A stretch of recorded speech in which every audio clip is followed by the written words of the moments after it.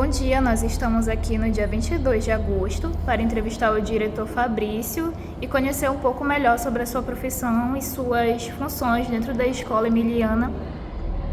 Pode se apresentar para a gente. Bom dia, meu nome é Fabrício Borges Santa Brígida. Estou como diretor da escola atualmente, sou especialista em educação, no concurso de especialista em educação.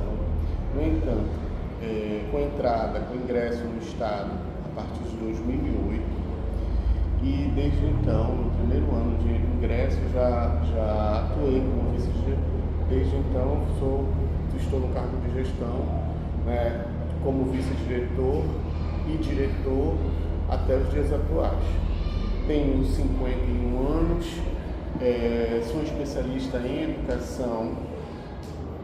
Na área, eu sou especialista em docência do ensino superior, sou especialista em gestão de órgãos públicos e especialista em ecoturismo, que é uma segunda graduação, uma terceira graduação no caso. Eu sou de formação, primeiro, eu sou pedagogo, sou administrador e sou turismólogo, com especialização nessas três áreas e mestre em comunicação e linguagem e cultura, doutor nessa mesma área em comunicação, linguagem e cultura, com atuação dentro das redes digitais e pesquisa dentro dessa área, né, letramento e redes digitais. O senhor já está aposentado? Não, a aposentadoria acontece para especialistas em educação com 30 anos, né, 30 anos, e ainda falta um pouquinho de tempo. Provavelmente o ingresso em 2008, 2038 seria aí o período atual. No Estado, acontece de duas maneiras o processo de aposentadoria, ou por tempo de serviço ou por idade. O que alcançar primeiro, a gente faz a opção pela aposentadoria. Qual o ano em que o senhor começou a trabalhar como gestor e que ano você acha que você vai sair? Nessa atuação, quando eu ingressei no Estado como especialista em educação, no primeiro ano logo, a escola estava no processo, fui lotado nessa unidade escolar, na Escola Emiliana Sarmento Ferreira, escola de ensino fundamental. E logo no começo, a escola já passava por um processo de eleições diretas para a direção, aonde eu me enquadrei dentro de uma chapa como vice e tivemos a felicidade de sermos eleitos. Então, desde 2008, no primeiro ano de ingresso, eu já fui logo sendo vice-diretor. Fiquei atuando como vice-diretor até 2022. E em 2022 eu já fui ser diretor, diretamente. Sim. E o ano que como é um cargo de confiança, né, depois foi se transformando, e essa situação acontece de duas maneiras no Estado, ou por indicação ou por eleição. Os processos de eleição estão meio suspensos nesse momento, então por indicação do Estado. E atualmente estou como diretor. Não tenho como precisar até quando vai findar o processo de gestão dentro da minha área de atuação como direção. E quando você iniciou o seu trabalho em escolas, qual foi sua função inicial, assim? Especialista em educação. Especialista em educação, coordenador pedagógico, que abrange, né, o atendimento tanto para o aluno quanto para o professor. Anteriormente era dividido de duas maneiras, né? Um atendimento que privilegiava o aluno, né? Só o aluno, e um que privilegiava o planejamento do professor para a atuação com os alunos. Depois essa atuação ela foi mudando, né? Ela foi sendo incorporada, foi acrescentado que um coordenador pedagógico, um especialista em educação atuaria nas duas frentes.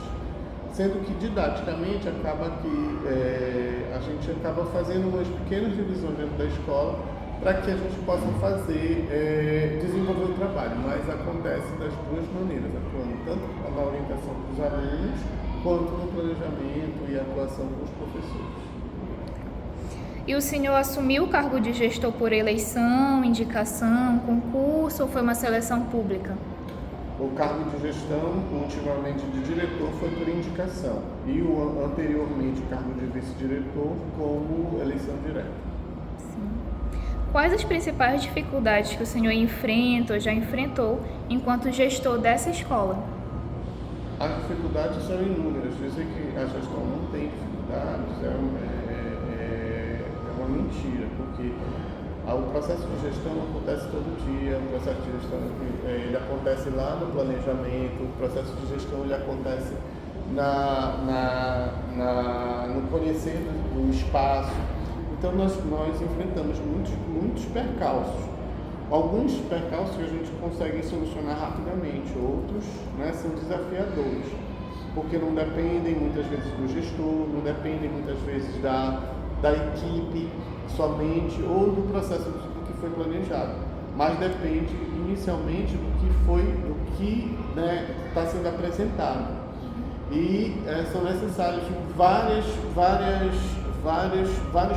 modos de planejamento: planejamento pedagógico, planejamento financeiro, planejamento de gestão de pessoas, o planejamento de material, um planejamento também de longevidade da escola, dos objetivos que a escola quer alcançar. Então, são vários desafios que a gente vem enfrentando, são alguns que a gente possa estabelecer. Agora, por exemplo, o desafio maior é que a gente consiga alcançar os objetivos de excelência nas notas do IDEB, mas não só para alcançar nota, por alcançar, mas alcançar com qualidade, alcançar quando os alunos realmente estejam aprendendo, se desenvolvendo, fazendo, e isso seja um reflexo no processo avaliativo. Você pode falar quais são as principais responsabilidades de um gestor educacional? Temos vários, mas as principais que a gente trabalha é o processo de gestão de pessoas, o processo de gestão financeira, o processo de gestão pedagógica, conseguindo enquadrar todo o processo de gestão da escola. Isso submisso, então, sob as ordens do órgão maior, da SEDUC, e a gente acaba tendo atrelado dentro do planejamento geral da SEDUC. Então, o processo todo ele acontece de cima para baixo, muitas vezes porque a gente faz parte de um órgão, faz parte de uma secretaria, e essa secretaria dá diretrizes, e essas diretrizes são seguidas a partir da disponibilidade da escola e também a partir do planejamento que a escola faz para seguir as diretrizes. Mas dentro dessas três frentes: gestão de pessoas, gestão financeira, gestão pedagógica. E que estilo ou modelo de liderança o senhor acredita ser mais adequado para a atuação enquanto gestor nessa escola? Na realidade, assim, antes a gente tem vários tipos, Quando a gente estuda quando a gente estuda lá na academia, quando a gente é estudante, quando a gente está se preparando, a gente tem vários modelos sendo apresentados: modelo participativo, modelo democrático, modelo autocrático, modelo que exija mais centralização, modelo que exija menos centralização e mais descentralização. E no caso, quando a gente está aqui no chão da escola, quando a gente está vivendo todos esses processos, a gente consegue ver que tem um misto, a gente acaba entendendo, é por isso que é importante a gente entender todos esses processos que tem, para que a gente venha e quando a gente olha aqui na escola, no chão dela, a gente consiga perceber que a gente faz um misto, A gente faz um medley de todos esses modelos, um pouquinho de cada, e a gente vai conseguindo fazer com que, em determinados momentos, a gente tem que puxar a responsabilidade e centralizar realmente, porque é importante que a gente centralize aquela informação para que a gente possa dar conta do objetivo da escola. Mas em outros momentos a gente pode descentralizar essa informação para que todos tenham acesso e consiga fazer com que a escola ande, seja fluida e favorecendo o processo participativo, dando ênfase ao processo participativo de todos, que é importante, e sendo democrática também. quando a gente pede a opinião de todos, quando a gente pede que todos participem, que todos se envolvam, e aí, em determinados momentos, trazendo a responsabilidade para a direção, para que possa determinar funções ou então dar atividades específicas para cada um, isso dentro de um processo mais coerente de atuação ou de gestão. Então ele acaba tendo um misto um pouquinho de cada processo para que a gente possa lidar dentro do show da escola. Quais critérios o senhor utilizou para formar a sua equipe de coordenação pedagógica? Você escolheu as pessoas ou teve que trabalhar com profissionais que já exerciam as funções na coordenação? Eu estou um tempo, já tenho mais de 15 anos nesse processo, dentro desse processo a gente foi fazendo uma adequação. Em determinado momento a gente não depende somente da escolha, não tem processo, eu vou escolher com quem eu quero trabalhar. A SEDUC ela faz um processo de lotação de pessoas dentro e a gente vai fazendo uma adaptação. Mas durante todo esse tempo, com esses mais de 15 anos de atuação, a gente teve a oportunidade de fazer um ajuste, um alinhamento das pessoas que chegaram para que a gente pudesse trabalhar de maneira mais equitativa, distribuindo melhores atividades, entendendo um pouquinho o processo um do outro. E as pessoas que estão aqui nesse momento, no processo de gestão junto comigo, também puderam se adequar. Então a gente pôde se conhecer para que a gente pudesse fazer a adequação das nossas atuações dentro da escola. Quantos conselhos escolares ocorrem nessa escola por ano? Nós temos um único conselho escolar, porque nós temos uma escola de pequeno porte. O Conselho Escolar da Escola Miliana Sarmento Ferreira atua e tem uma duração de 2 anos, renovado por mais 2 anos, caso não tenha nenhum tipo de contraposição. Então, por exemplo, temos 2 anos de atuação, pode ser renovado por mais 2 anos, depois muda o processo todinho e tem a eleição de outro conselho. Quem participa desses conselhos? Professores, os técnicos de educação, pais, comunidade, de maneira que representa a comunidade, os professores, os próprios técnicos administrativos, a própria direção que é membro nato, são essas pessoas que participam. As crianças não participam por conta de serem crianças ainda não tem, mas os pais representam as suas crianças. E por que o senhor acha que cada pessoa dessa é importante que ela participe desse conselho? Porque são olhares, o olhar da gestão, o olhar do pai em relação à escola, o olhar desses pares todos, eles constroem a escola. A escola ela não é sozinha, a escola ela não é só eu acredito nisso, que a escola ela não é uma parede, ela não é um muro, ela não é uma cadeira, ela é um conjunto de coisas e principalmente a escola são pessoas. Não existiria uma escola aqui se tivesse só o prédio. Se fosse só o prédio, é só mais um prédio, mas a escola existe por conta dos alunos, existe por conta dos pais, existe por conta dos professores, existe por conta dos técnicos, então a escola é um conjunto de coisas. Então, cada elo dessa corrente é importante para construir, sim, uma história dentro dessa escola que tem mais de 65 anos, atuando com mais de 65 anos dentro desse bairro, então ela tem uma história e que foi construída por pessoas. E dentro desse conselho, quais são as principais pautas abordadas, assuntos relevantes?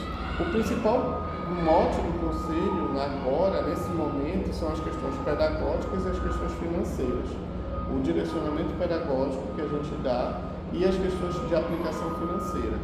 O que dinheiro a gente vai financiar tal coisa, como a gente vai destinar esse dinheiro para tal atividade e também como nós vamos alcançar os objetivos pedagógicos de educação, da educação formal dentro da escola, para que ela possa se desenvolver e alcançar os índices estabelecidos pelas avaliações externas.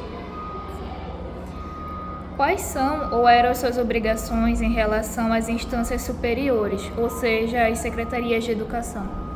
Na realidade de hierarquia, A Secretaria de Educação ela estabelece uma hierarquia e o diretor faz parte dessa hierarquia. E eu sou submisso a essas ordens por conta de que a gente segue uma diretriz, né? O secretário de Educação, os setores todos que são da secretaria.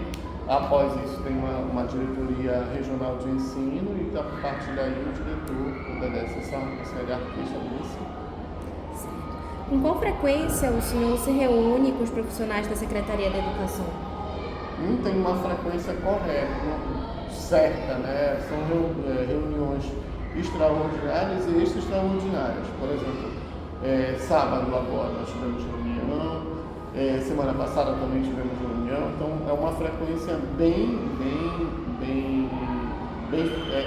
na realidade é bem amplo, né? Por conta de que a gente precisa ter vários momentos de conversa, de olhar, de rever nossas práticas e também bem restrito por conta de que são só com os diretores. Então acaba que a gente tem uma frequência bem grande de reuniões. De que forma o senhor disponibiliza as orientações e determinações das instâncias superiores aos demais sujeitos da escola? Através de memorando, através de reuniões. A gente reúne e acaba direcionando todo o objetivo do que foi tratado nas reuniões de maneira diversa, através de reuniões, através de memorando, através de comunicado, através de ações, né? A escola tem projeto político-pedagógico? Sim. E qual seria a sua vigência? A vigência é sempre de 2 em 2 anos. A gente revisa o projeto de 2 em 2 anos. Ele tem agora o projeto de 2025, que a gente refez por conta de que a escola ter mudado a sua modalidade de permanência. Então, antes a escola era regular, agora ela é de tempo integral, né? Continua regular as suas disciplinas, mas ela é de tempo integral e nós refizemos todo esse processo do projeto pedagógico para abranger essa nova modalidade de ensino, né, do tempo integral.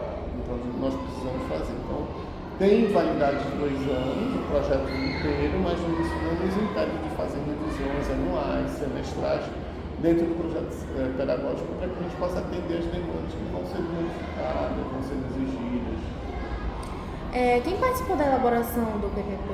Todos nós, todos os professores, todos os técnicos, os diretores. É um projeto democrático, até os pais participam do projeto pedagógico na construção dele, com opiniões, preenchendo fichas, em reuniões, dando opinião, os professores também, nas nossas reuniões, todo mundo constrói um pedacinho e a gente sistematiza isso dentro de um grande projeto para que ele possa ser disponibilizado com as ideias gerais de todo mundo. O senhor já falou, né? Mas como é feita a avaliação do PPP? De 2 em 2 anos e a partir das demandas que vão ser exigidas.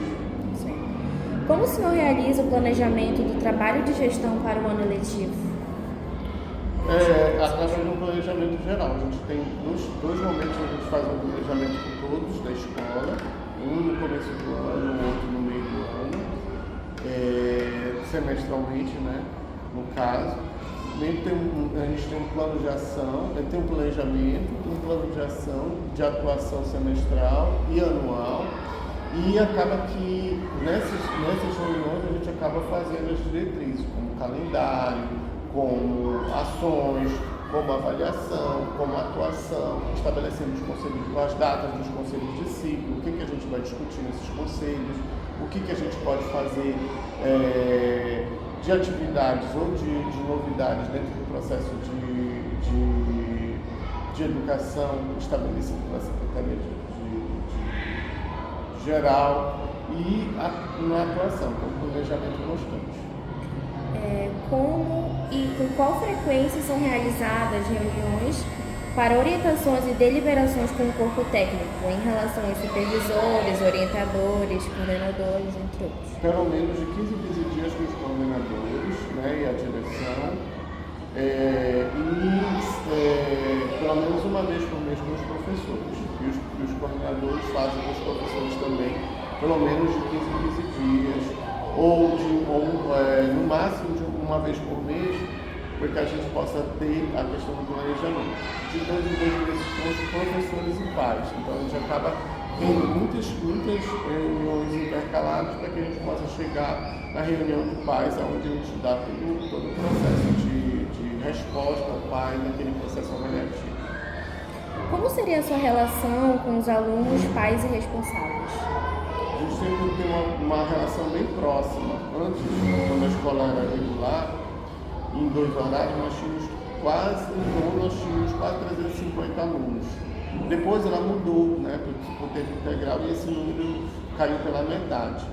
E aí a gente tem a oportunidade de conhecer todos os pais, quase todos os pais, os responsáveis, as crianças. E isso estreita o laço, né? Porque a gente acaba conhecendo as pessoas, né? E sabendo suas dificuldades, sabendo suas expectativas, sabendo como deve atuar. Isso, como espero que a gente atue, e isso dá um balizador para que a gente possa entender e compreender como, né, aquele pai está esperando algo da escola, de que maneira a gente pode corresponder a isso. Outra situação é conhecendo a criança, né? Sabendo as suas dificuldades, sabendo as suas peculiaridades, sabendo seus anseios, e isso fazendo com que a gente construa de maneira mais direcionada o processo de educação. Como o senhor se relaciona com os professores e em relação às reuniões periódicas? A gente tenta também ter essa proximidade, situações de proximidade, de companheirismo, porque é diferente quando a gente tem uma situação, uma relação mais distante, né? Que a gente não consegue entender, o professor consegue não confiar, ou então não ter intimidade de relatar suas dificuldades dentro da escola. Então isso acaba sendo um fator que dificulta o processo de aproximação e consequentemente, a questão de a gente se aproximar para que a gente possa entender em que ponto a gente pode colaborar no processo de gestão para que aquele professor se sinta confortável, se sinta seguro, se sinta amparado, tenha na escola o seu porto seguro no local de trabalho. Então, conhecer o professor e ter a relação de trabalho saudável pode parecer que a gente desenvolva uma relação bem mais próxima e participativa. O senhor gosta de atuar como gestor educacional e por quê? Sim, eu aprendi a gostar. A minha experiência toda antes de entrar no Estado era de ensino superior, eu era professor, sou professor de ensino superior, de graduação de ensino superior em universidade, e nunca tinha trabalhado com crianças. E quando eu entrei no Estado, eu aprendi, né, com os gestores anteriores a esse processo de ter conhecimento e trabalhar com esse público específico, criança, que exigiu que eu estudasse, exigiu que eu me dedicasse, exigiu que eu voltasse aos meus livros anteriores, né, do desenvolvimento infantil, do desenvolvimento educacional, de como eu poderia entender, como eu poderia atuar de maneira mais com excelência para esse público. Então, atuar com isso me deu gás, me deu motivação, me deu vontade, né, porque eu fui conhecendo e achando que seria importante atuar para o desenvolvimento das crianças.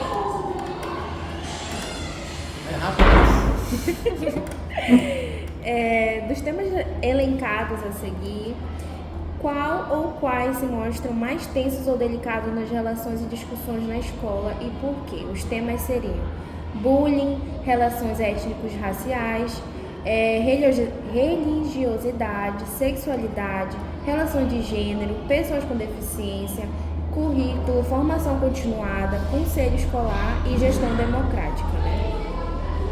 Todos esses temas são muito importantes para a escola. Cada momento a gente aborda um deles, né? Em determinado momento a gente tem que combater, fazer com que a gente tenha uma escola inclusiva, a gente trabalhar com o foco no bullying, o foco na inclusão racial, o foco na valorização das mulheres, ou na valorização das pessoas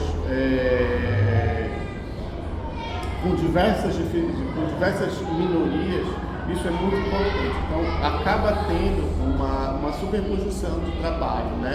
A gente, em determinado momento, a gente pensa nas ações para trabalhar esses temas, mas também pensa no processo de gestão, pensa no processo de como a gente vai fazer com que isso atue. Então, a gente vai ter que pensar no conselho atualmente. E também pensar que esses temas são trabalhados por pessoas, e pessoas a gente precisa estimulá-las, precisa motivá-las. Então o processo de gestão é um processo que é múltiplo e ao mesmo tempo acontece essa multiplicidade acontece de todas as maneiras, em todos os momentos. Então há uma exigência que a gente olhe para isso de maneira ao mesmo tempo ampla e ao mesmo tempo específica em determinado tempo da escola. O senhor lembra de alguma obra ou autores que consulta ou consultava com frequência para auxiliar o seu trabalho? A gente tem vários autores, né? Dentro da administração a gente tem o Roberto Chavenato, a gente tem o Pedro Lima, a gente tem vários autores que exigem que a gente volte a ler, né? O Paulo Freire, quando a gente tem que entender a questão das diferenças dentro da escola, o processo de gestão, quando a gente tem que entender o Pedro Lema, quando tem que entender o processo de gestão, ou o Alberto Chavenato, a própria Magda Soares, quando tem que entender o processo de alfabetização. Então, são vários autores clássicos, né, da nossa literatura clássica, da pedagogia, que a gente acaba tendo que rever, ler e estudar mesmo para que a gente possa atuar dentro desse processo. E entender também nossos filósofos, né, a filosofia moderna, atual, contemporânea, com Cortella, ou com o próprio...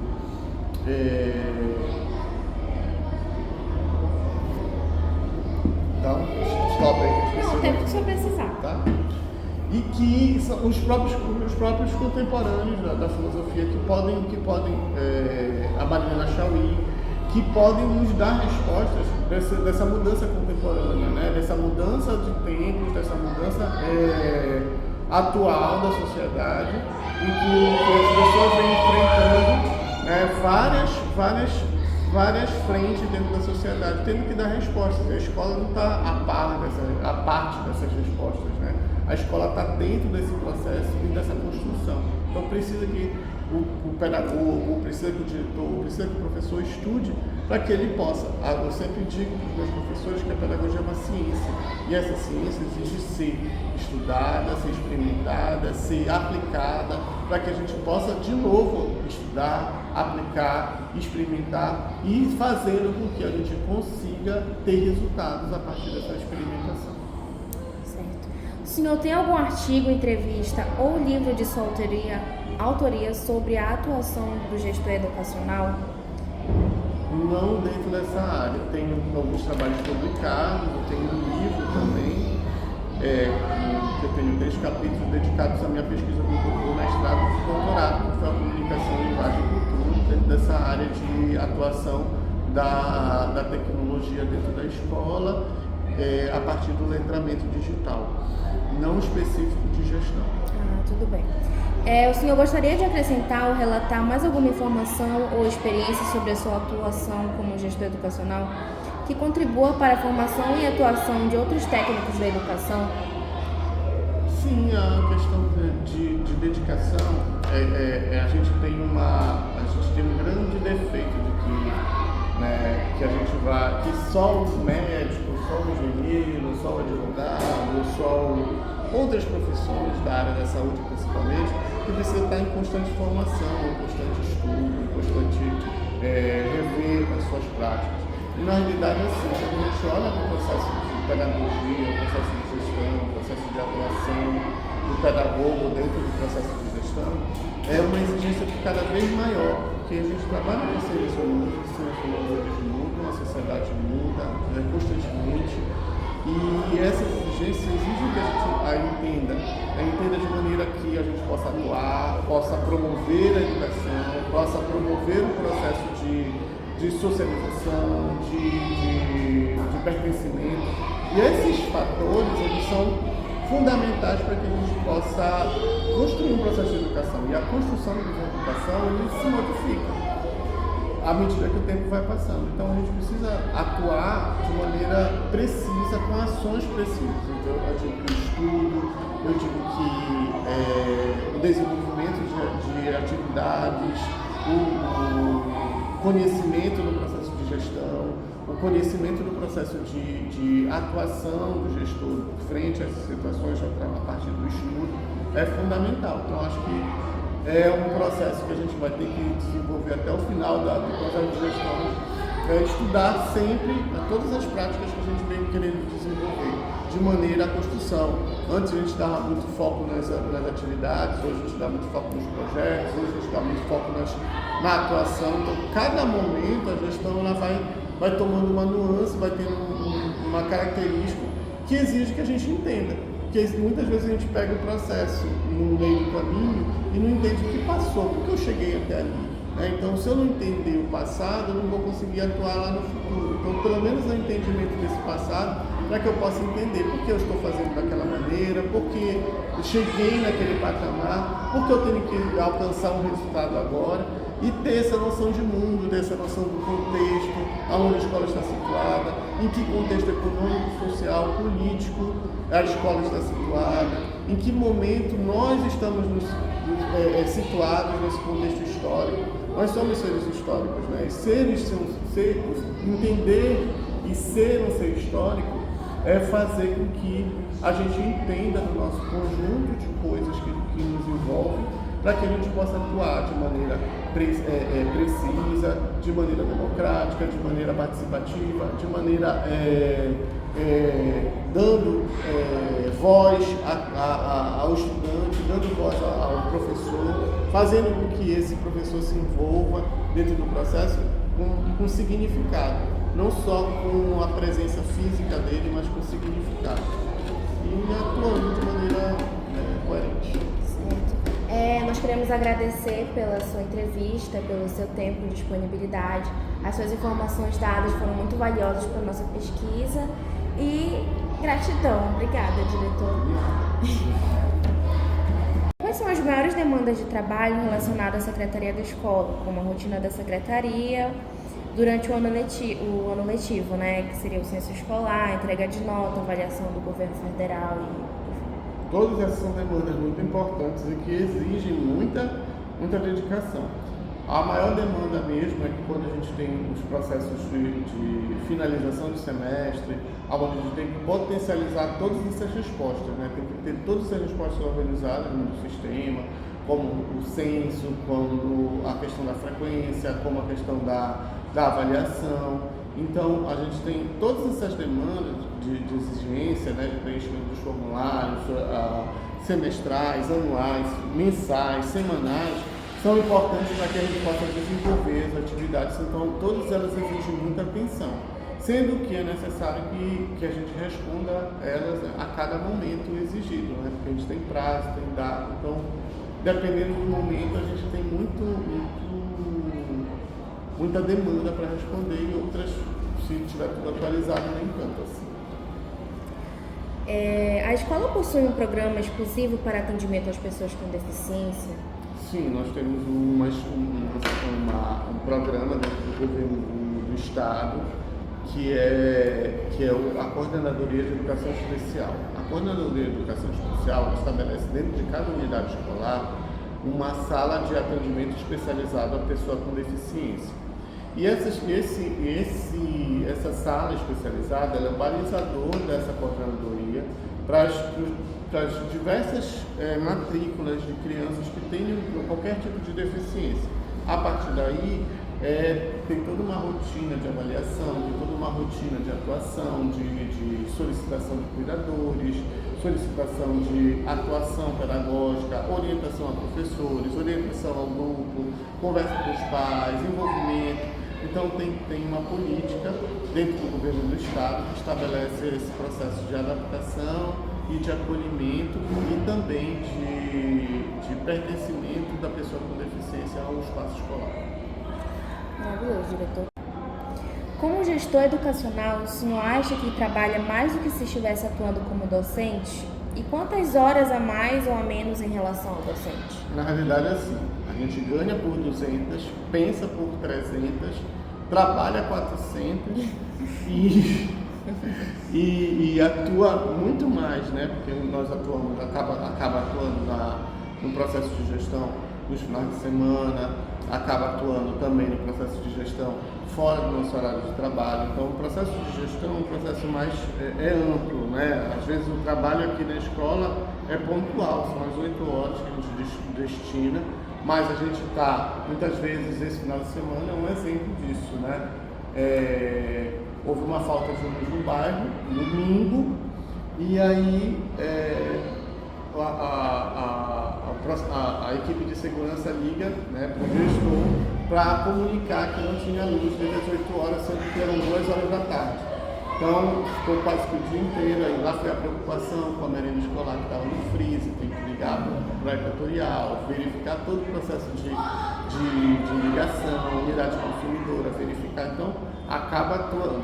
A luz voltou 5 horas da tarde, e aí acaba aquela preocupação, será que o freezer funcionou? Será que a comida estragou? Será que vai continuar? Então, quer dizer, e quando quebra alguma coisa, né, dentro da escola, que tem que fazer a manutenção no final de semana, então acaba tendo todo um processo de gestão também fora do horário de trabalho das 8 horas.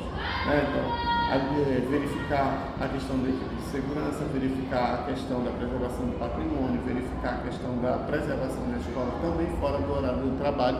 Isso faz parte do processo de gestão. Então são 8 horas, mas atuando muito mais como para que garanta aquele espaço do aluno, né, quando ele chega aqui para a aula. Certo. Quais as situações e trabalhos bem-sucedidos que lhe trouxeram sentimentos positivos? Vários sentimentos. O processo de gestão lhe dá vários sentimentos também, né? Apesar de todo o trabalho, de todo o processo de gestão ser árduo, mas alcançarmos resultados positivos, ter a criança aprendendo, ter a satisfação da família, ter a satisfação da comunidade naquele espaço escolar, isso é muito gratificante. As nossas notas, os nossos resultados, as nossas atuações vêm sendo colocados como destaque dentro dessa escola, né? Nós tínhamos uma nota do IDEB, do último IDEB de 2021 de 4,7 e em 2023 nós conseguimos elevá-la para 6,4. Então, mais do que o índice nacional, que é 6. Então, ter essa atuação, por exemplo, dos nossos resultados, das nossas crianças, isso foi um valor muito grande. E o elogio dos pais em achar que a escola é segura, em achar que ele pode se alimentar, em ser um porto seguro para aquela criança, e na atuação, no desenvolvimento das atividades pedagógicas, ter uma escola limpa, bonita, segura, isso também faz com que a gente consiga desenvolver nossas atividades de maneira satisfatória.